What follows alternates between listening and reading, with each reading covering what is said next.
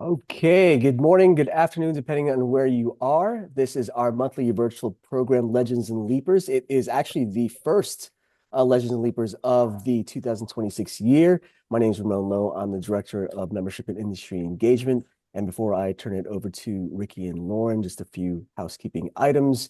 If you have not yet renewed your membership, please make sure to do so. Just a note, we will be issuing a final reminder in the coming weeks. And we have a number of initiatives and events that are going to require you to be a current AMAC member in order to gain access or even receive a discount on those events.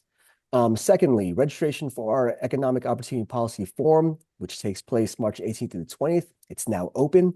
Early bird registration rates expire Monday, February 2nd. This is, I know we like to say it all the time, but really this is a can't miss event. If you want to experience the live extension of AMAC's advocacy work, you need to come and attend the Econ Forum. Again, March 18th to the 20th. Secondly, registration for the annual Airport Business Conference, it's now open. Early bird registration ends February 26th, so please make sure you take advantage of the discounts. And the dates, as a reminder, are June 10th to the 14th, 2026. And again, thank you to our wonderful airport host, BWI Airport, for that. And again, you don't need to hear from me. Without further ado, I want to hand it over to Ricky and Lauryn. I this show has progressed so much because there was a time when Ramon would make the mistake and use Lauryn's name first, and so we've come a long way. So welcome to this edition of Legends and Leapers. I think Lauryn and I are going to introduce a new term today. I'm not going to do it yet, but we're going to introduce a new term, and I see Shannetta and Deven are already nervous because they're transformative. They are transforming Legends and Leapers. As you know, this is a show that brings a legend, someone who's been in the industry for a while, someone who's at the top of his or her career, maybe closer to the end of his or her career than the beginning. That may be true, may not be true. And we compare that person with a leaper, someone who is maybe new to the industry or closer to the beginning of his or her career or still emerging, right? And hopefully what we do is we get a conflict of opinion. Now, we haven't gotten a lot of that, but that's what we kind of wish for. So we ask them questions. These are questions that we don't share with them, although Lauryn tries to share with them because she doesn't behave well. We don't share the questions with them, and so our goal is to try to get them to look up in the sky to try to figure out the answer. And so whenever you see them do that, audience, give us the thumbs up. Give us the thumbs up. So with that being said, both Ledger and Leaper, they provided Lauryn a copy of their bio. It's a pictorial version of their bio that she is going to try and read through. And when she's done with that, then we'll try to get to this program. Lauryn, I think it's your show now. Am I up now? Thank you, Ricky, for keeping your intro to under 4 minutes. I'm really excited because this is probably one of the first times in Legends and Leaper history, I say that loosely, that I don't know where this is going to go, but I'm excited for it, Ricky. So yes. Without further ado, this woman, I feel like this intro needs to be like Michael Jordan, Chicago Bulls era 98, right? Like I need the music and everything. Without further ado, our legend today is Shannetta Griffin. PE was appointed as the Executive Director and CEO of the Maryland Aviation Administration on April 4th, 2025. She is responsible for overseeing the management, planning, operations of Baltimore-Washington International Thurgood Marshall Airport, Martin State Airport, and the state's Regional Aviation Assistance Program. Shannetta has more than 40 years of experience as a professional engineer within the transportation industry with an emphasis on aviation and aerospace. Prior to joining the Maryland Aviation Administration, Shannetta served as Associate Administrator of Airports for the Federal Aviation Administration from 2021 to 2025. In that capacity, she led a team of more than 700 employees nationwide and administered national and airport safety and standards, planning, engineering, federal compliance, and financial assistance programs to provide complex solutions for more than 3,300 public use airports across the country.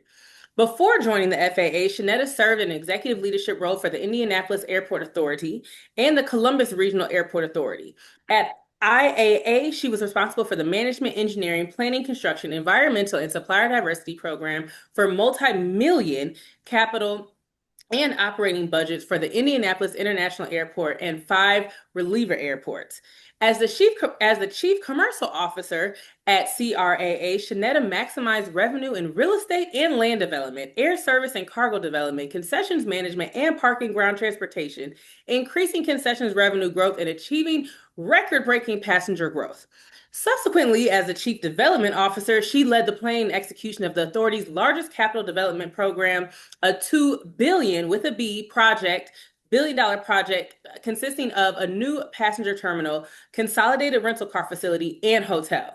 Shannetta has received numerous awards and professional accolades by transportation and civic organizations, including the Women in Aviation Excellence Legacy Award by the Airport Minority Advisory Council, Women Who Move the Nation Award by the Conference of Minority Transportation Officials, Distinguished Alumni Award by the University of Toledo College of Civil Engineering, Corporate Professional of the Year Award by the National Forum of Black Public Administrators, Achievement in Business and Industry Award by the Indianapolis Center for Leadership Development at Strathmore's Who's Who. Ms. Griffin received a Bachelor's of Science in Civil Engineering from the University of Toledo. She is a proud mother of 2, and a member of Alpha Kappa Alpha Sorority Incorporated. Okay, so yay! All right, now we're gonna get into normally, Ricky. This is why you can't do this part. It takes a lot of knowledge of reading and education for words and cadence. So this next individual, usually we have a leaper, but this person is newly coined our tweener, in between a legend and a leaper, okay? And you'll see why, because his bio is almost as long as hers. Deven Judd joined the GSP Airport District in October 2022. Deven is responsible for developing and executing the district's revenue generation strategies, as well as overseeing the commercial business, parking concessions, cargo, general aviation, land development, and fueling programs at GSP. In his time at the district, Deven and his team have completed negotiations for the new TNC agreement, which has more than doubled revenue, successfully negotiated a triple net lease with FedEx, generating more than $330,000 more in revenue in the first year of the contract and saving the district more than $60,000 annually, and negotiated a new rental car contract with a $9 CFC, resulting in a new consolidated rental car facility which opened in December of 2025. Deven has over 25 years of experience in airport management and has previously led properties and concessions programs for Jacksonville International Airport, Hartsfield-Jackson, Atlanta International Airport, Ronald Reagan Washington National Airport, and Washington Dulles International Airport. Deven also worked as a consultant at Jacobson Daniels, working on a master plans and strategic business plans for a handful of U.S. airports. Deven served as a board member of the Airport Minority Advisory Council, representing the Eastern region from 2018 to 2020. He was a member of the Commercial Management Committee of Airports Council International North America. Serving as its chair in 2023, he holds several industry accreditations from the American Association of Airport Executives, Airports Council International, and the Project Management Institute. Deven is a graduate of Hampton University, a BS in Aviation Management, University of North Florida for his MBA, and Concordia University, John Molson School of Business for his Airport Executive Leadership degree. Whew. Wow. And you're still standing. And I'm still standing. Wow. So what Lauryn just fumbled through is a series of 2 amazing careers that included a lot of stops, right? Both of you, from an academic standpoint and a work standpoint, you both made many stops on both sides of the industry, both the airport side and the consulting side, or as we refer to in airports, the other side, right? So can you kind of look at your career, and can you, I mean, would you say that you are, in terms of what you want to accomplish in this industry, would you say you're closer to the end or the beginning? Okay, well, I'm going to start and I'm going to do as you all said. I'm going to look up in the air and I'm going to think about that. Don't hurt yourself. I'm going to think about that. But first off, let me say thank you to AMAC. Thank you, Ricky. Thank you, Lauryn, for having me today. And as I've said a couple of times, I'm so honored to be on this screen with Deven. And so that new term that you all have given him, it just takes me back to when I first met Deven and heard him talk about his aspirations. And boy, to listen to that resume, you have done everything that you said you want to do, Deven. So I'm honored to be on the screen with you. So I'll be very, very honest. I am probably closer to the end than I am the beginning. I think that in that 40-something years, Lauryn, what you mentioned in that resume certainly has been a joy. It's also been a lot of work. And to get to any position, especially when you get to leadership positions, you give a lot of yourself to make sure that others are taken care of and others can advance in their careers and do the things that you do. So I think that, I look to being able to retire at some point in time, not today, but soon, where I can then start to turn to a different part of this career and really being able to reach out and help others in a different kind of way, not necessarily in a structured work environment, but something that is more conducive to being able to relax in it, but also being able to still be productive and help others. So I think for me, I'm a little bit closer to that than Deven probably is, but again, knowing that he's on an amazing path, I'll be able to still watch him and others progress in the aviation industry, because that's what we need to do. We've got to build the next growth and evolution of those in aviation, because as this industry evolves, we need big picture thinkers. We need people who are willing to stand up and do what's right and make sure that we're advancing in the right way, because there's a lot of change that needs to be made and a lot of change that's happening. So thank you for that question, Ricky. Well, I'll say this, of all the leapers we've had on this show, and we kind of talked about this offline, Shannetta should have been on a long time ago, right? So I'll just say that she should have been on a long time ago. Did you guys hear her news announcement that she's going to retire 12 years from now? Did you guys hear that? Yeah, that is what I said, right? That is what I said. I actually didn't hear her say retire per se. She politically correctly created the next chapter. Remember, she's not in your sorority, okay? We're not going to go there, Ricky. We're not going to go there. Okay, she's made a lot of good decisions in her life, Ricky. We're not going to hold her to the one. Wow. We better not start. Deven, save us. So I just want to first say thank you to AMAC. This marks another milestone and chapter in just my AMAC history. I started off as an AMAC baby, so it's like almost full circle when it comes to just being on this show with you, Ricky, and you, Lauryn, and sharing the screen with Shannetta as a legend leaper and I guess now a tweener. So in terms of years, I would say, yeah, I'm closer to where I was in the when I first started this career, and to think about retirement or that word or planning for it. Yes, in terms of that, 27 years in this industry. I don't think 27 more in this industry doing airport work is in the math. However, from in terms of impact, I think I'm right in the middle of how I'm going to impact this industry for the rest of my life. And so that's how I'm looking at it. Now that I'm in a leadership role, and my philosophy is, everyone is a leader, regardless of title, regardless of where you fall at in your respective company. But as a executive team member, as a leader in my organization, I have the ability to affect change and to hire individuals onto the team to the organization that I want to impact. And that new generation of individuals, different generations, you want to have that impact and you want to share.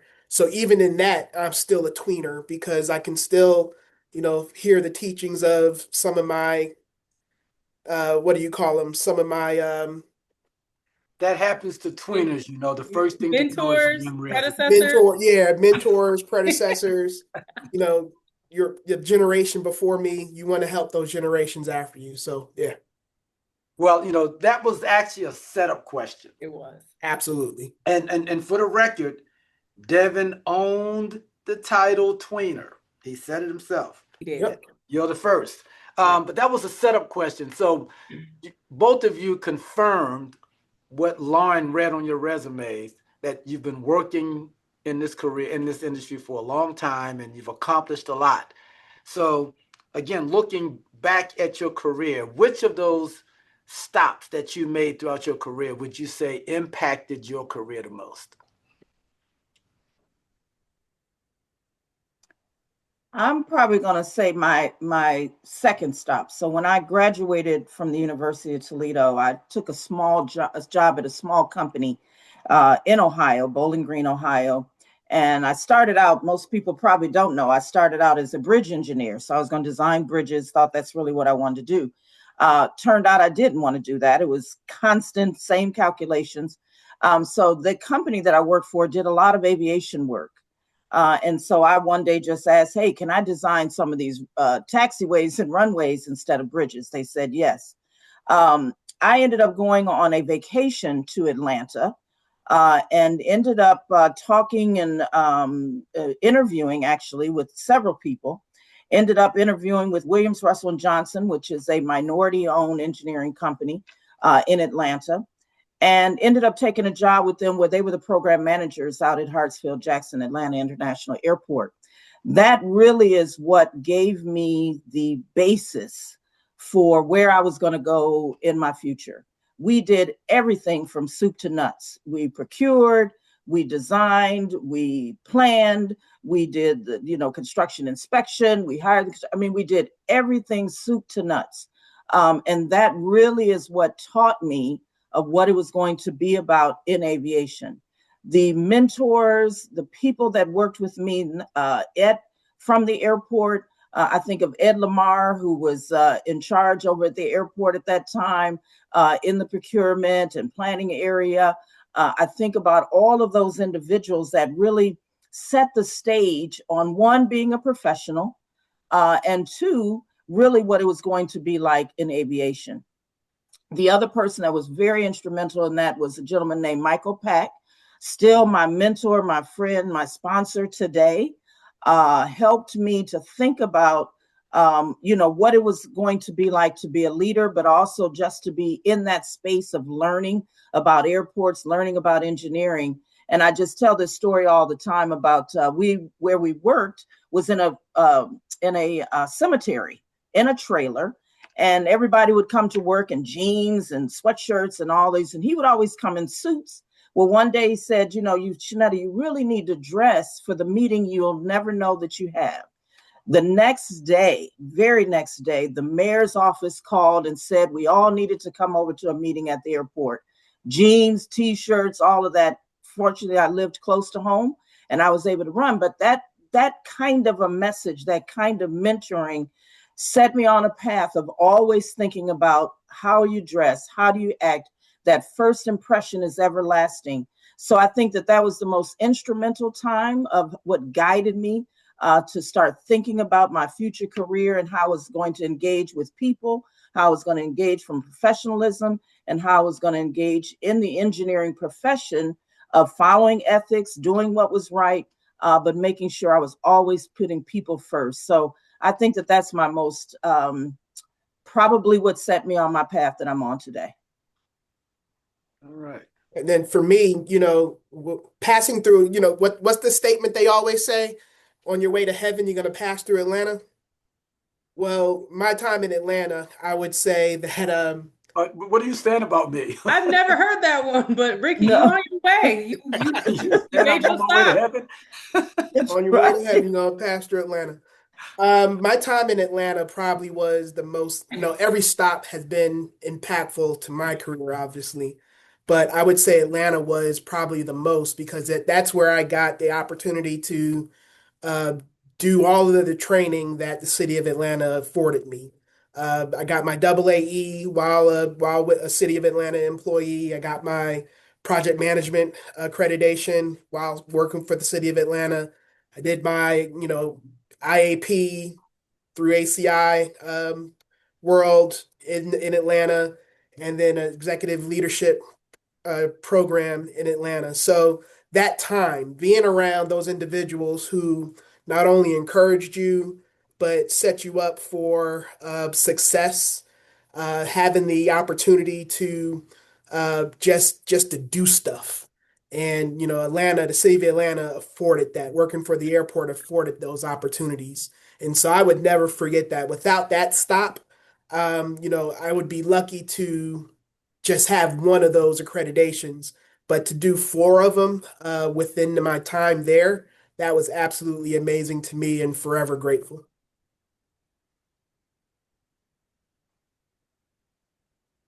Well, see, Lauryn, Deven, that shows another way how we're connected, right? I mean, we both have an impressive story of Atlanta and the growth that airport gave to both of us, right? To be able to put us on a path. So that says a lot about the individuals and the leaders that were at that airport at that time when both of us were there, who had, they had something in them that came into both of us, and to be able to share that story in that location says a lot as well too. Yep. Well, I thought the path to heaven came through Cleveland, because I remember doing strategic planning work, and that's when I first met Deven. He was a young professional at the time with a consulting firm, leading the strategic planning effort for Cleveland at that time. And I remember also being in Cleveland when this lady came in my office as a consultant. I thought she was coming to ask for business. She didn't ask for business. She spent the whole time lecturing me on how I can get it right. Not how I need to get it right, but how I can get it right. That was Shannetta. Oh my goodness, who would do that to you, Ricky? It was from her heart. Some things never change, and I love that for you guys. Want me to be okay. That's wild. I've forgotten about that, Ricky. That's wild. I remember your advice. I remember it. So, Ricky, don't worry. You won't be seeing the pearly gates anytime soon, because Shannetta was in Atlanta earlier in her career, and so was Deven. So, they've done a lot more since then. So you still have more time, Ricky, okay? Thank Just you. in case you were worried with Deven's term that I've never heard before. So we kind of talked about it a little bit, and the two of you are awe-inspiring. Deven, when I become a tweener, you have created the blueprint for the tweeners. So I really appreciate that. For those that are just joining us, Deven is not quite a legend as Shannetta. He's not quite a leaper either. He's been doing this for 27 years, right? Yep. But we have coined the new term a tweener. So he's in between a legend and a leaper. So we're going to add that somewhere to the backdrop and the logo if it sticks. But I want to talk about obstacles. The two of you have done an absolutely phenomenal job in your careers, and also just who you are as people. Anyone that has got to know you, both of you kind of are a little scary at first, but once you get past that original hard shell, you guys are absolutely amazing. But I want to hear about the obstacles, maybe one of the top kind of hurdles that you thought was going to break you, but really just got in your way and built you to be stronger throughout your career. Shannetta, I can start if you want to think through this. Yeah, go. So my biggest, through it, Ricky. I got him. Yeah, my biggest obstacle was myself. I had to get out of my own way, and I thought that my failures in my career, I thought it was always somebody else, and really it wasn't. It was really me getting in my own way and not figuring out. Sometimes you got to work a little harder. And I always thought I was working hard. Sometimes you have to read a little bit more and get the details. And I always thought I had the details. But getting out of my own way and then stop trying to reach and, push and pull, and just let it be. So I spend my time now just really trying to do the best I can in my current role, doing the best I can to learn what I can and then apply it to other areas of my life, other areas of the business. And then going back to, the teachings that, just the little things of attention to detail and asking why and just doing a good job in what you're focused on, staying focused on that and keeping the main thing the main thing. So once I got out of my own way, it was a lot easier to implement the plan for the career. And I got to give a shout out to Al Denson, Lavelle Fitch, Ruth Carter, Michael Pack, Hasina Shahid. Those were the individuals who saw something in me, at the very early stages. And it took a long time to see what did they see, and I had to see that for myself. That's good, Deven. Wow, that was good, Deven. I should have gone first because so I think the biggest obstacle for me has been being an African American female in a male dominated profession. From the time that I was in school, where teachers wouldn't even call on me, from the time of graduating, going into the work environment, where it was mostly males and mostly Caucasian males who didn't appreciate the things that I felt that I knew. But I had to find ways to be able to convey that and be able to show that I had just as much knowledge base and could do the things that they could do. So I think that has always been a challenge. Those that know me, I have 6 brothers.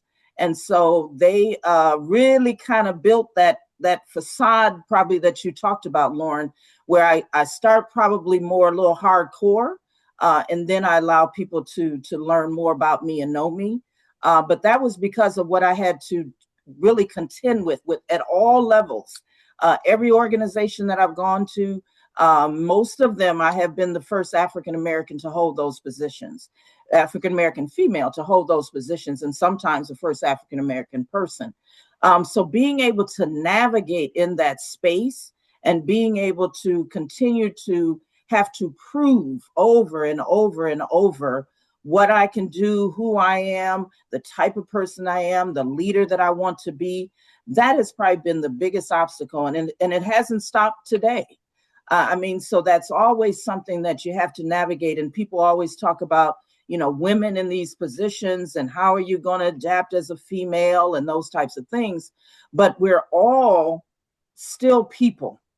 And yes, I have a different gender, but I'm still a person who has knowledge, who has education, who can do the job that others can do. But having to constantly prove that it can be a challenge, and it can be time consuming. It can be, it really wears you down to some point.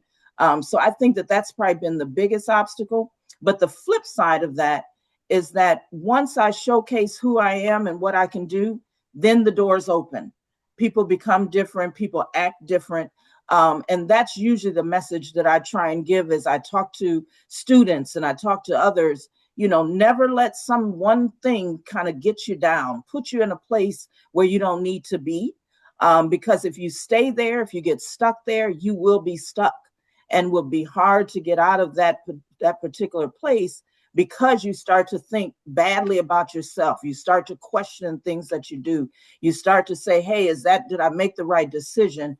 And again, we're all human in that regard. So again, I think that's a constant obstacle, but something like that can't be what stops you, because you can't change the color of your skin. You can't change the gender that you are, but you have to find ways to continue to move forward and keep climbing that ladder in any way that you can. So again, I think that's been my largest obstacle. How did you build your confidence, Shannetta? Wait a minute. So, you're a tweener, I'm gonna go back to those. I'm gonna go back to those 6 brothers that I have, right? Okay. And all of them thought they were my father. Even the youngest of my brothers, they all thought they were my father. And so, because of the fact that I probably was a little bit more aggressive sometimes, I had to build it, right? I had to build it with them, and then that helped me to build it outside of them.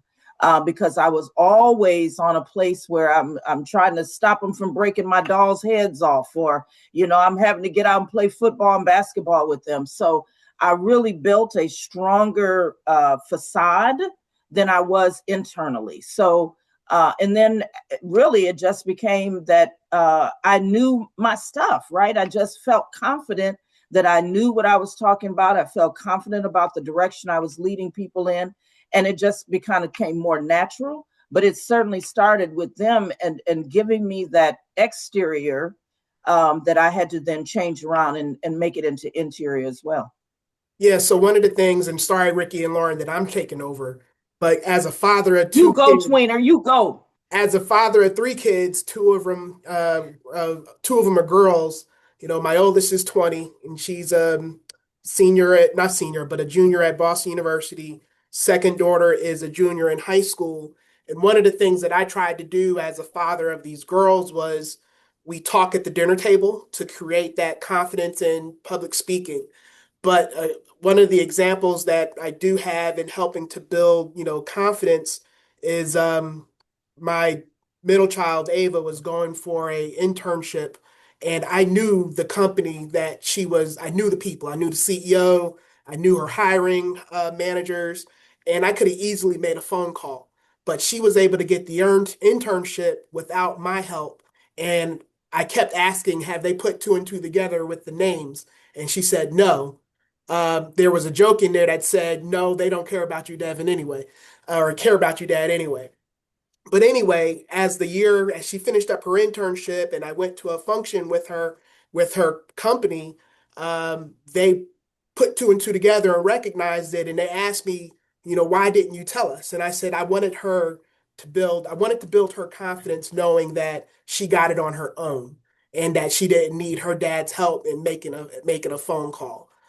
So again, thank you for your story, Shannetta, because I think it's very important that women have to show the confidence, have the confidence in order to, dominate this industry.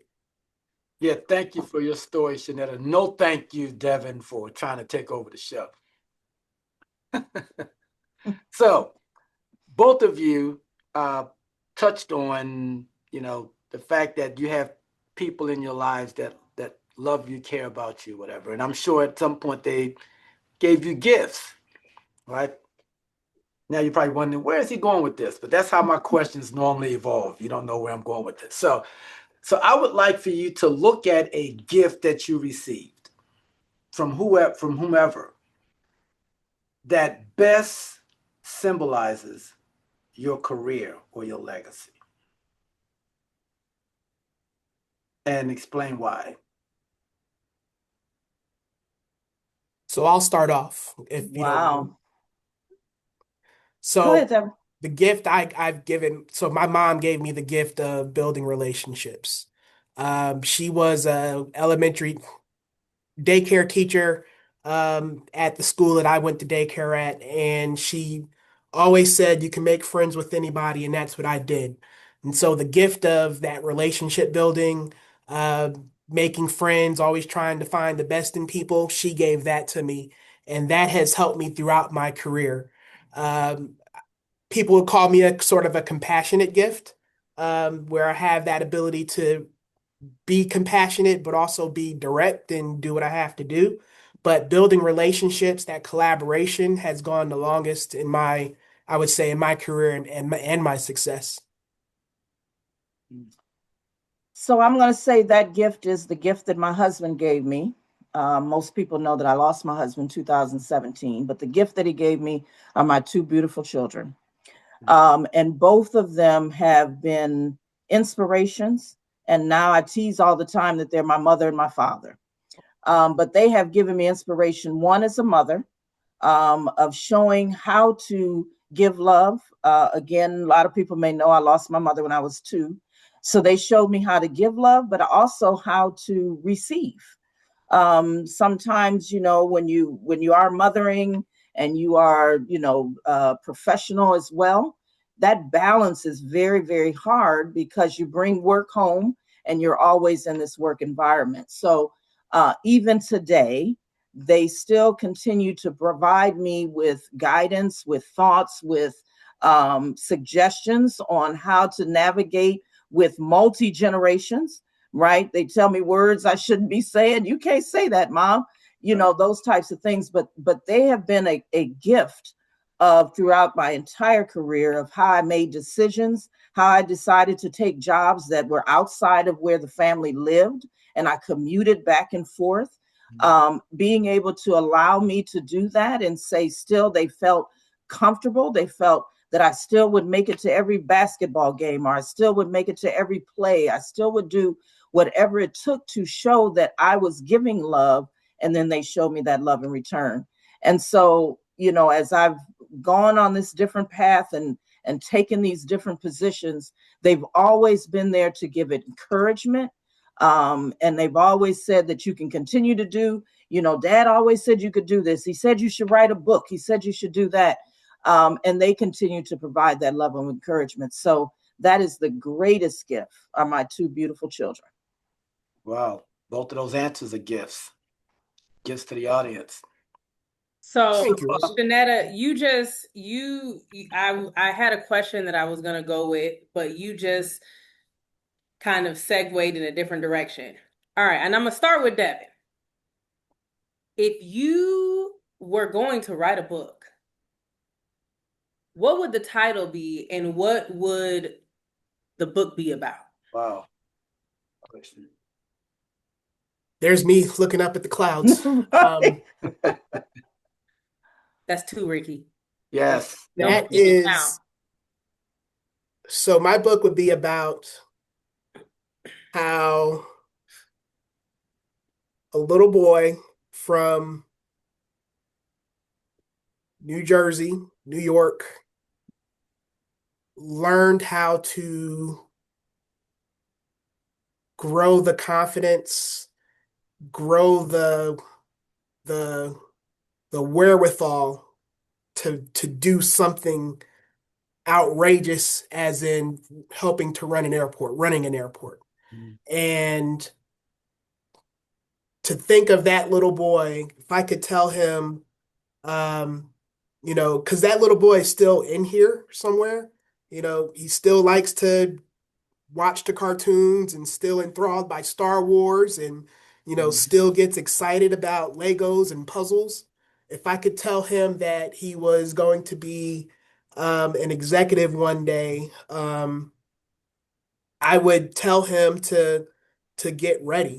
And it would be about, you know, this book would be about confidence and, you know, relationships, and making sure you wrote down or took advantage of everything that people tried to pour into you, and try to capture that.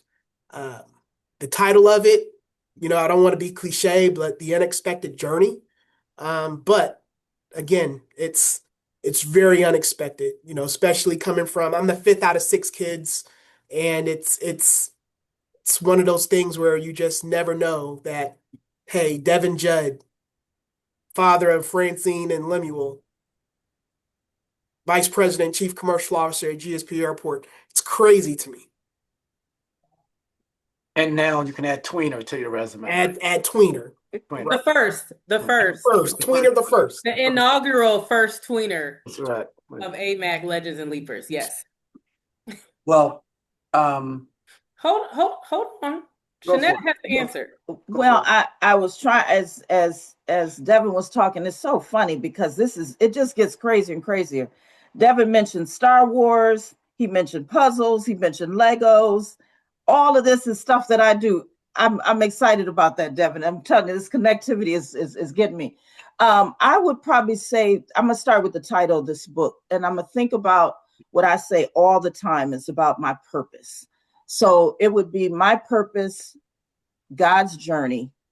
Because again, I think about where I started with, you know, I mentioned my mother passed.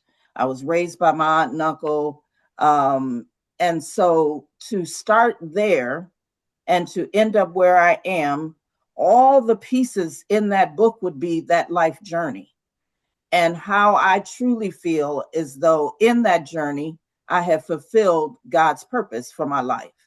So being able to just walk through every avenue, every time there was pluses and minuses, when I had to make crossroad decisions, it really would just lay out that entire path of starting, at 2, and then going to a place where I am today. So that really would just be what that is, God's purpose for my life, but my journey in that purpose, and just laying all of that out. Because right, as you said, Deven, to think about where you start and where you finish, I never would have imagined all of these different types of things that I've been able to do and be successful in those things. I never would have imagined that. When I think about when I was in college, and you have a lot of fun in college, right? And you don't think about in college what it is you're setting yourself up for your professional career. And so all of those pieces would be a part of that book. Shannetta, we want to hear more about some of the fun you had in college. No, you don't. That's for after hours, legend. Yeah, that's AMAC After Dark. That's the after show. But I will say this. I went to the University of Florida for 1 year. They were the #1 party school in the nation that year. And so I had to leave. Shannetta was there. Mm-hmm. And I was there, but I had to leave. So I will just say that. So, all this time you spent in this industry, and all the success that you've had, I'm going to ask you to do something that may be a little difficult for you, but I'm going to ask you to do your best. Can you, if let's say you're reborn, and this is not the industry that you fall in, what would be that industry? If you weren't in the aviation industry and you didn't even know it existed, what would be that industry? I wanted to be a nurse. A nurse. My mother was a nurse, and I really believed that I wanted to be a nurse. And that was, I thought that for a long time, until something happened. I can't even remember what it was. And I was in a hospital setting and saw a lot of blood, and that ended it for me. But I really felt I wanted to be able to help people in that way. So I thought I really, really wanted to be a nurse. So I probably would have gone down that path and thought about some sort of medical, and either being a nurse or ultimately being a doctor, but I would have been in the medical profession.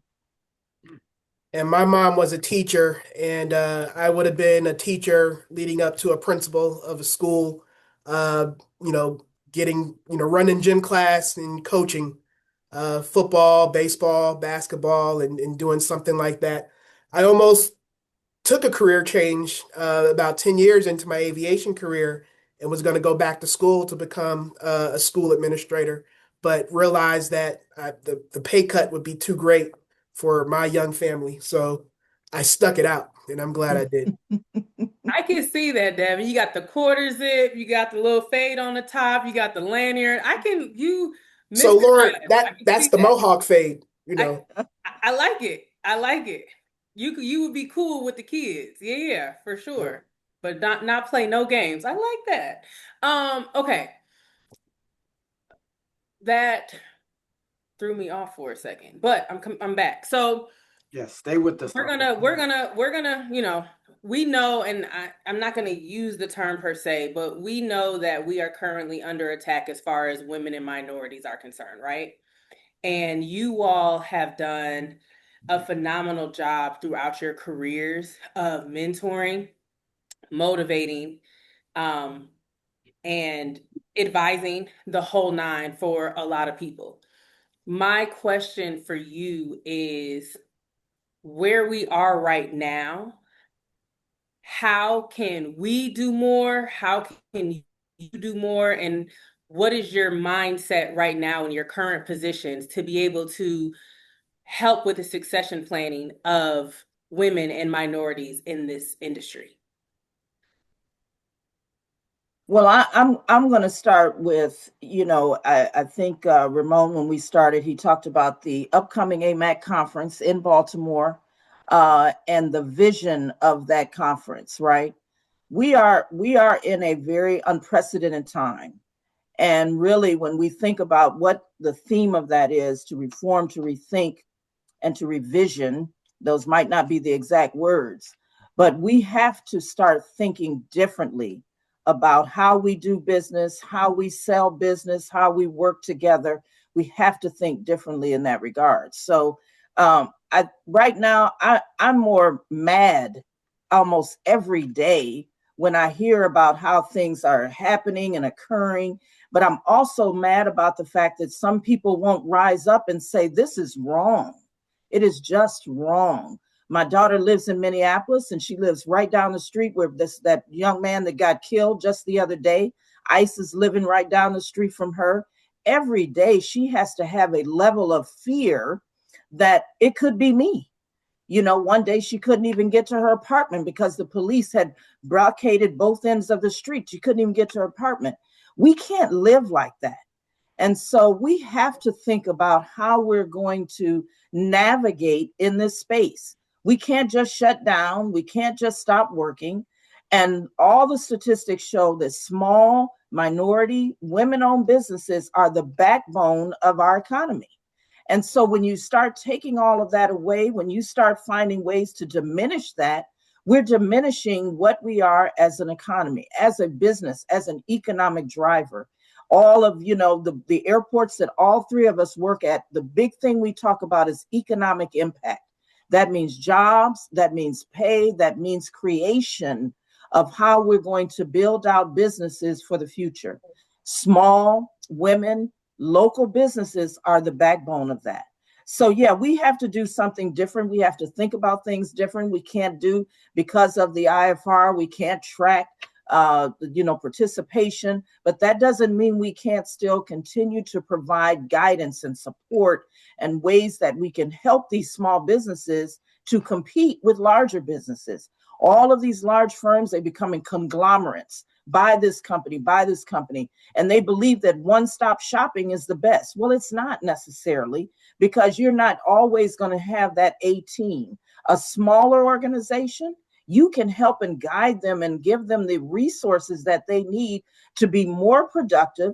You're going to have more integrity sometimes. You're going to have more value sometimes, because of the fact that they're trying to do the best job they can and not just make sure that they can pay the bills for these multitudes of firms, of individuals that they have. So I think right now it is creative thinking. It is out of the box thinking. It is finding ways to do business different, but to do it the same in the sense of, you still want to make money. You still want to have people to grow in the company. You still want to build out all of the services that you do. You still want to do that, but we have to find ways of creative thinking to make sure that people aren't lost in this environment that we're in, because it's easy to get lost, because you can be diminished. You can, people say, no, you can't do X. And you turn around and say, well, I can't do X, then I'm not going to do anything. And it's easy to do that because we're living sometimes in a sense of fear of what is next. So I think that, again, giving that shout out to the conference, we really want to have that conversation. We really want to drive that conversation home. We really want everybody engaged in it and really thinking about ways to look at things differently, not just in aviation, but transportation as a whole. All of our industries, they're all being considered and being looked at very, very differently. I want to echo exactly what Shannetta has said. I want to take it from the individual viewpoint. Regardless of who's in office, regardless of who the leadership is, you still can start your own business. Pull your inspiration from anywhere that you can see. I pulled my inspiration from an airport CEO, Al Denson, when he came to our school. Pull your inspiration from somebody you can see. If you want to do XYZ, go look at XYZ. Find that inspiration. And when you find that inspiration, start putting that first step in place. You do the first step, the next two steps will show themselves.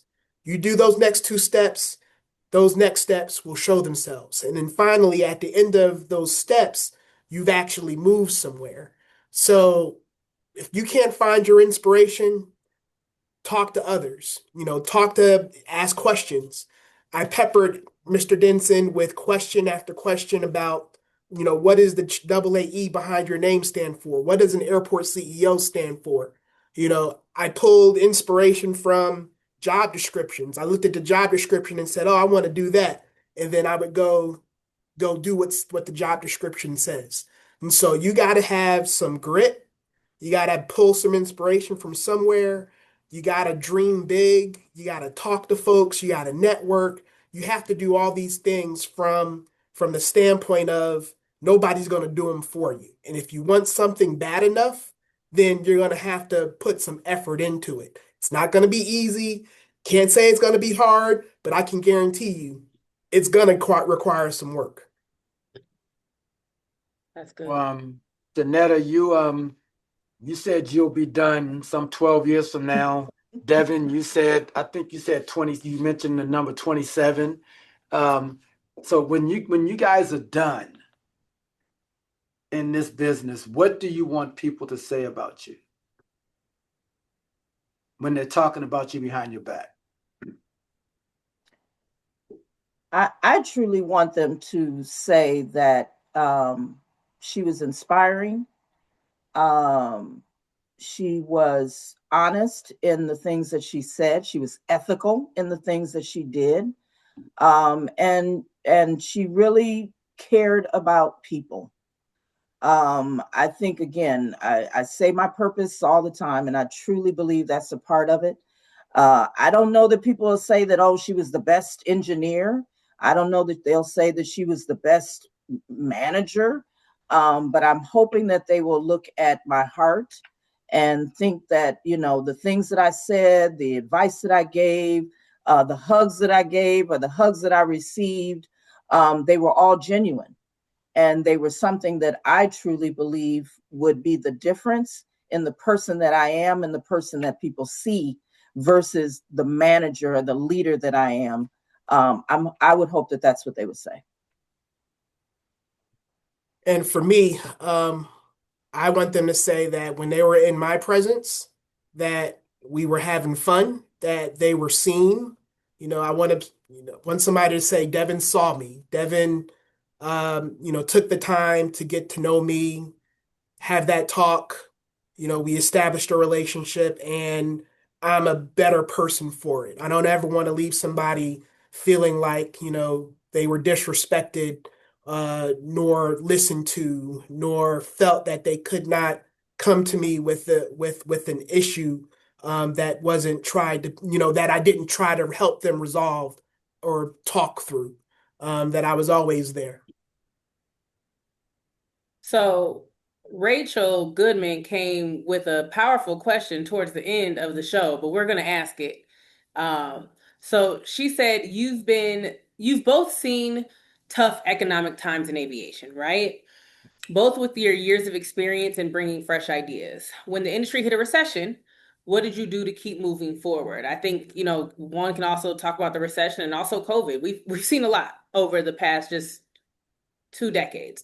Were there any strategies or mindsets that really made the difference for you? And how did those moments shape the way you lead today? I didn't think Rachel was allowed to ask questions, by the way. Because she put that question together so well, I feel like it was a great question, Ricky. And so now Rachel, if Deven can ask questions, Rachel's also a tweener. So I think they're just trying to join the chat at this point, and get in on the conversation. So. All right, I guess we'll put up with her question. Well, I think probably more COVID. I think COVID for me gave me a chance to sit down and do nothing. It really gave me an opportunity to evaluate and really think about what was going to be next. But just to sit down. One of the things that I do, and I think this is probably, this is one of those things I have to get better at, is I'd use work sometimes as a form of almost relaxation, right? If I know I'm working, I know I'm engaged, my mind is working, And then I don't get caught up in some of the other things of grief, even sometimes. So that pushes me. But COVID allowed me to just sit and really think about what I wanted to do next and prepare for what I wanted to do next. And then just kind of lay that out. Normally, I don't get a chance to do that. I just go.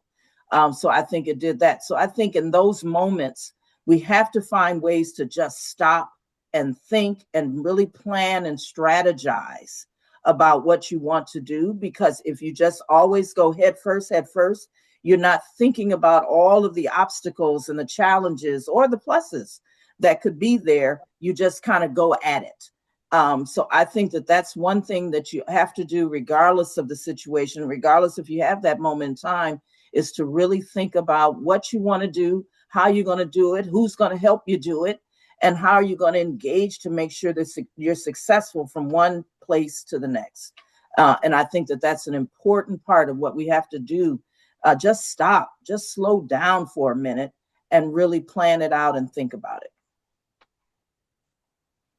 So during the recession, I was laid off during that time. So I volunteered at the church. I volunteered at the Career Center because at the time I had a master's degree, and I was helping people put resumes together and, do the things that they could do to get back into the workforce.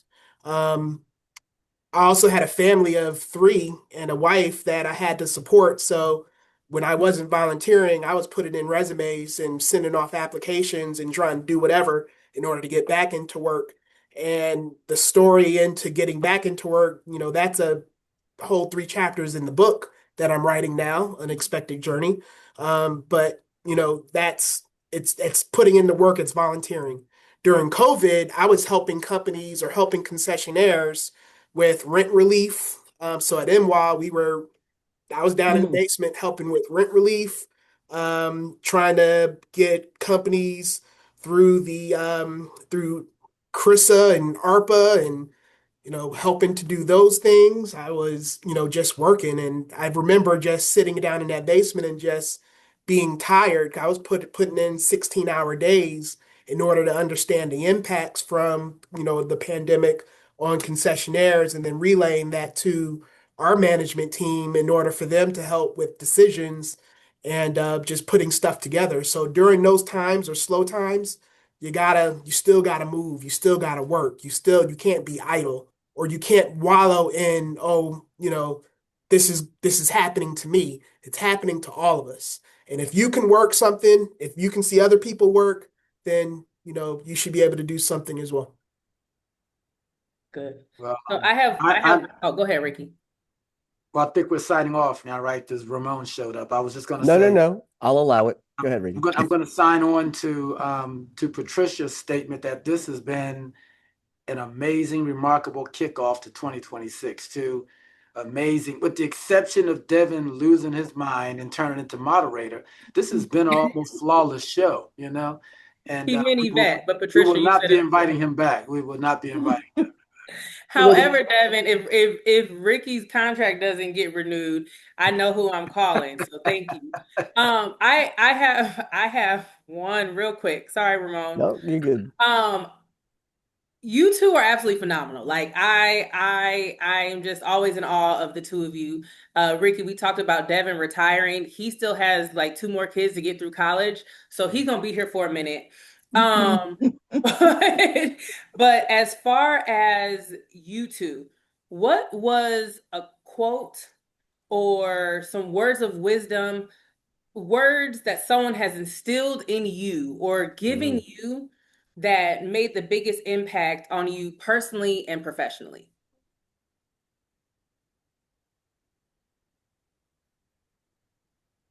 I would start off with my wife. She would say, if you're going to do something, make sure it's legal, make sure it's ethical, make sure it's moral. And if those 3 things are there, then we should be good because she doesn't want to be on the front page of the Greenville Journal. Just making sure that you do things. And she's been the consistent in my life that, we've been together, married married and dating for 30 years now. And she was there from the beginning of two nickels, not even two nickels being rubbed together. And she would always say that legal, ethical, moral. If you keep those three things, I can rock with you. And you keep those three things, we're going to be good. So that's who I would say. That's beautiful. And I would say it would have been my husband as well. He always would say to me that I could do anything. If I just put my mind to it, I could do anything. And then the second was that one that I mentioned about when I was at the airport in Atlanta, and Michael said to me, "Always dress for the meeting that you never know that you'll have."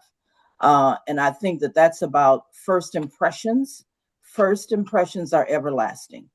And so I think between those two things of knowing that I could do anything and that that first impression can carry you a long way, and it can ruin you as well too. So I think those two things.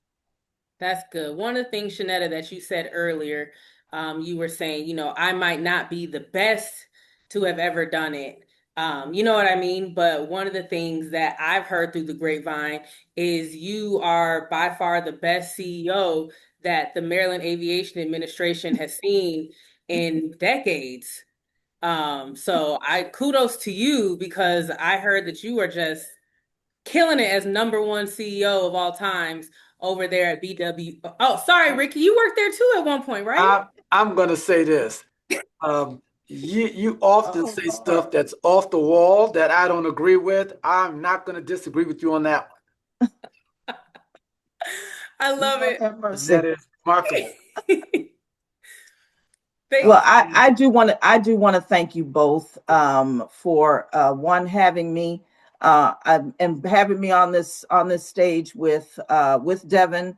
I don't know if I just worked out that way, but again, this has been amazing. I love the opportunity. I love this concept of Legend Leapers, of giving people the knowledge at both ends of the spectrum.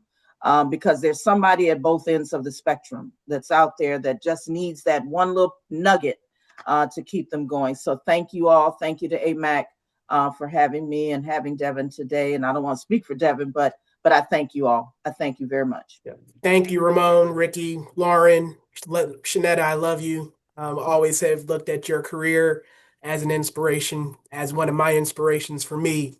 I told on the prep call, told Ramon earlier, you and Ramon earlier, that I collect CEOs, or I collect people. And, Ricky, your example, Shannetta, your example have been inspirations to me that, I add those chapters or that index into the book as people that have walked into my life and just been there. So thank you. I want to thank you guys for being amazing. Despite Lauryn, you guys really brought it in. That says a lot about your ability to just overcome obstacles and still deliver. You're welcome. You just had to have the last word. I'm trying to find something to come back with. Go ahead, Ramon. Just let him have it. Go, let him have it. Because of Lauryn, we're 4 minutes over the showtime. So. Let me tell you, Ricky, I could go for like 30 more minutes with the two of them, and then adding you into the mix occasionally. So I'm just as impressed that Lauryn had the wind to read all them resumes. So kudos and I to didn't you. need my inhaler this time. I know. I'm working out and on my cardiovascular health. So thank you. Excellent. Well, thank you to Ricky and Lauryn for this. And of course, thank you to Shannetta and the Tweener for joining us here on Legends and Leapers. Deven, you're not going to escape that. You just won't. Just as a reminder, this has been recorded. We're going to post it on our YouTube channel if you did miss it, or if you want to watch it again, we certainly hope you do so. And as always, Shannetta mentioned it, June 10th to the 14th. We want you to reframe, refocus, rebuild at the annual Airport Business Conference. Please make sure you register. And with that, everyone be safe. And for everyone not named Lauryn Ramon, stay warm. Bye-bye. Yes, I was gonna say it'll be warmer in Baltimore in June. So I'm excited to see everybody there. Thank you. Thank you. Thank you. Bye-bye.